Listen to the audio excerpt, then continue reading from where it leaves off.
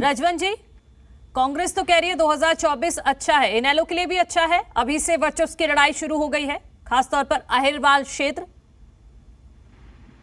देखिए मनु जी, अहिरवाल की बात मैं बताऊं तो ये आज कोई पहली बार ऐसा नहीं हो रहा है कि राव साहब ने अपनी स्टाइल दर्शाई हो। राव साहब को जब भी कोई पार्टी के खिलाफ कोई इस प्रकार की स्टेटमेंट देनी हो तो वो अपने आप समझ लेना चाहिए कि वो अपने आप को सेफ मोड में रख के चल रहे हैं, कि वो कभी भी पार्टी को छोड़ने के लिए अगर इस तरह का माहौल बनाते हैं कि पार्टी को छोड़ने में उनको कोई समस्या ना आए।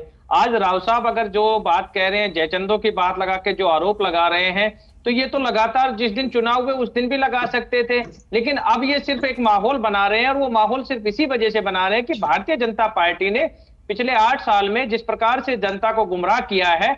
अहिरवाल की अगर बात करें तो अहिरवाल में जो आज हरियाणा की जो सरकार चल रही है उसमें से सिर्फ 2 विधायक ऐसे हैं जो कांग्रेस के चुन के आए हैं, बाकी अहिरवाल में बीजेपी के ही विधायक हैं। और अगर उनकी भी अगर सुनवाई ना हो तो ये इसमें कोई दो राय नहीं है कि जो ऐसे नेता हैं उन नेताओं को इस पार्टी के साथ नहीं रहना चाहिए। वो अपने आप को सेफ मोड में रखना चाह रहे हैं कि जनता के बीच में 2024 में किस मुंह से जाएंगे। अगर आज राव साहब अगर इस चीज के बारे में कह रहे हैं कि मेरे ऊपर सुनवाई नहीं हो रही या मेरे को किसी भी प्रकार के जो विकास का काम या जो भी कोई भी काम नहीं, वो ये नहीं कह रहे, वो बार बार ये कह रहे हैं कि विधानसभा चुनाव में जो उनके खास समर्थक थे सुनील मूसेपुर, उन्होंने टिकट दिलवाया था लेकिन वो हार गए और वो इसके लिए बीजेपी के जयचंदों को कसूरवार ठहरा रहे हैं। अकेले सुनील मूसेपुर की बात नहीं है। आपने जो चीज कही है वो खाली एक व्यक्ति के ऊपर कंसंट्रेट कर रहे हैं। मैं अगर बात करें तो राव साहब ही बता पाएंगे कि पटौदी की टिकट पे अगर विधायक सतप्रकाश जरावता की खिलाफत करने का काम किसने किया। नांगल चौधरी के विधायक अगर भारतीय जनता पार्टी के राव अभय सिंह लड़ रहे थे तो उनकी खिलाफत करने का काम किसने किया।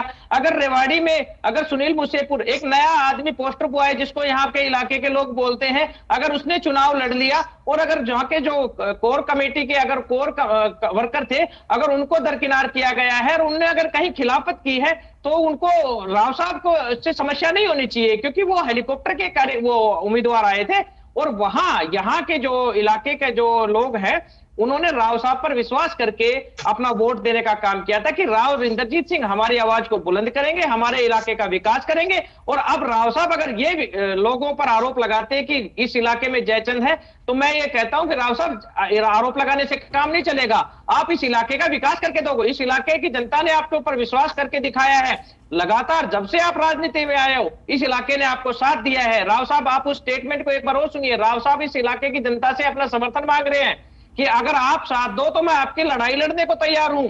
मैं इस चीज आपकी डिबेट के माध्यम से, आपके चैनल के माध्यम से ये चीज कहना चाहूं कि राव साहब इस इलाके ने आपको हमेशा समर्थन दिया है, आपके परिवार को समर्थन दिया है और पूर्ण रूप से समर्थन दिया है। इसके बावजूद भी अगर आप इस इलाके के लिए काम नहीं कर पा रहे तो ये उस जनता की कमी नहीं है, ये कमी है उसके नेतृत्व की कि वो इलाका जिसको चुन के भेज रहा है वो उनकी आवाज को नहीं उठा पा रहे। वो अपने आप को स्थापित करने के लिए आज राव साहब अपने निजी स्वार्थ की लड़ाई लड़ रहे हैं, वो अपनी बेटी की टिकट के लिए लड़ाई लड़ रहे हैं। आज ये किस प्रकार के आरोप प्रत्यारोप जो कर रहे हैं वो सिर्फ और सिर्फ राजनीति से प्रेरित है। वो अपनी बेटी को स्थापित करना चाह रहे हैं, लेकिन कहीं ना कहीं राव साहब इसमें असफल ही नजर आएंगे। ठीक है।